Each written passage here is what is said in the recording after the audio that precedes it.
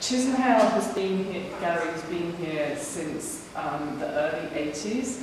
In this whole building, there's actually 38 artist studios above here, which are run separately to the gallery. There's also a dance organisation next door. So in this whole block, which is a converted veneer factory, there's a dance space, a gallery and artist studios, which all run independently. However, way back in the 1980s, this place was initiated from a group of artists taking over the building.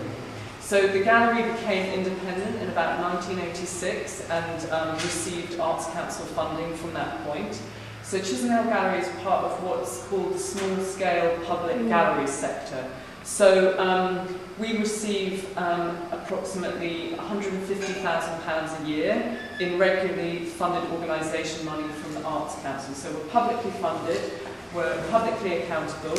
We're also a registered charity, as is this is a particular situation in the UK where these kind of galleries will be registered as charities, and that 150,000, the finance of this is quite crucial in relation to how we operate. The £150,000 that we get from the Arts Council basically covers our rent, our light, our heat, our basic overheads, but in order to, and salaries for a small staff, but in order to put on an exhibition or run our education programme, we have to fundraise on top.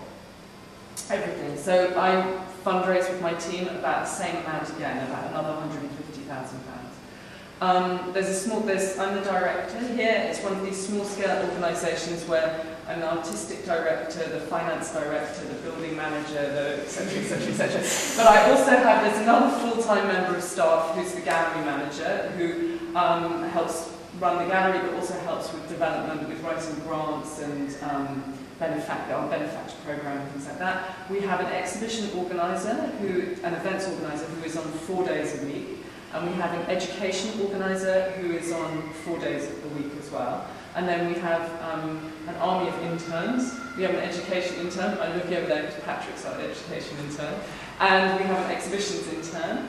And we have lots of volunteers who come and help. Our remit is to do 5 shows a year. And historically, Chisenhale has done solo shows with artists. And it's always a new commission. The key element of what we do is that it's always commissioning artists to make new work.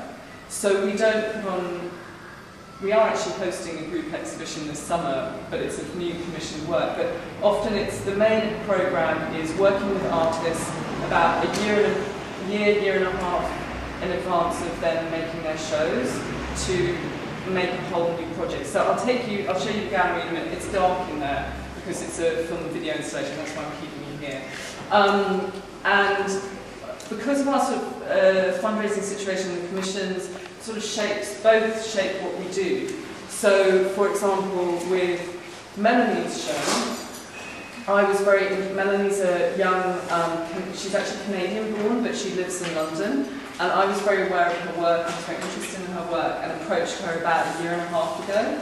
And said, what would you like to do? And she sort of said, how much money have you got? And I said, what would you like to do? We'll go and find the money. So we work, often I describe it as, when you see the exhibition space, it's like a classical exhibition hall, but we work like a production agency as well. And Melanie's work is an installation and a film and a website that we've commissioned. And in order to realise that project, we've collaborated with the Kunstverein in Cologne. So in order to do what we do, and actually also in terms of audience development, particularly since I've been here, I've made a big push on, with every show we collaborate with another institution, and a collaboration with Kunstverein Cologne is perfect for us because we have a lot of shared interests. It means that Melanie's show, she has a solo show at the Kunstverein after here, so it's a great progression for her as an artist. A lot of the artists that we work with, it's the first time that they make a significant show in a public space. So for Melanie, this is the biggest show she's ever made, and we've supported her to really make a huge step up in her practice. We also collaborated with the Banff Centre in Banff, and in Canada and Presentation House Gallery in Vancouver.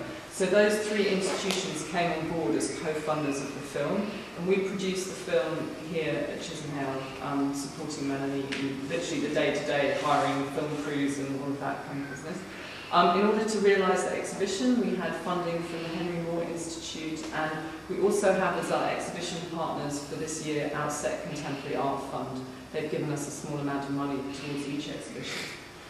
We, between the main exhibitions program for 5 exhibitions, we also, since I've been here, we started a live events program.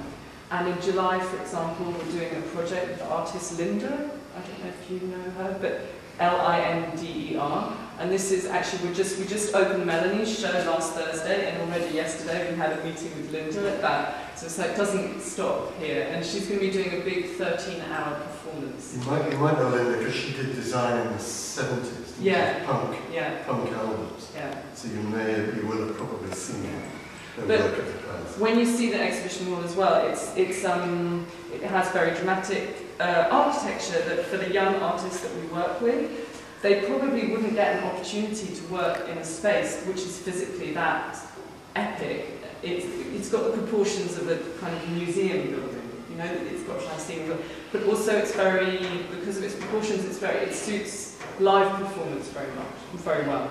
We also run talks, and we're running a research program which happens monthly with young artists and writers and curators called 21st Century. And then we have a big educational community outreach program. And in fact, what Laura and Patrick were doing this morning is that we were hosting a parents and teachers coffee morning. So every time we have a show, we have a parents and teachers coffee morning, and we introduce the show to them. We have a teachers evening this evening. We have a family day that happens at the gallery as well. But we also have quite developed, we're also running, for example, we're running a big project with 3 secondary schools in Tower Hamlets, with which all our education projects are always artist-led. And actually we're developing our off-site program. That's one of our key aims for this coming year, is to be doing more, the projects that we do with artists beyond this gallery wall is quite important, because we're on a residential street in Tower Hamlets, and we have, our audience is all the people who live on the street, as much as it's, I also think our audience is you, an international art world audience. So that's what those are the kind of sort of the poles in a way. I think it's different if you're somewhere like the ICA, where you're in the middle of town and you have different, you have a very wide audience coming through, but we have to work hard for our local audience and our international audience. Is there anything else that... That's like my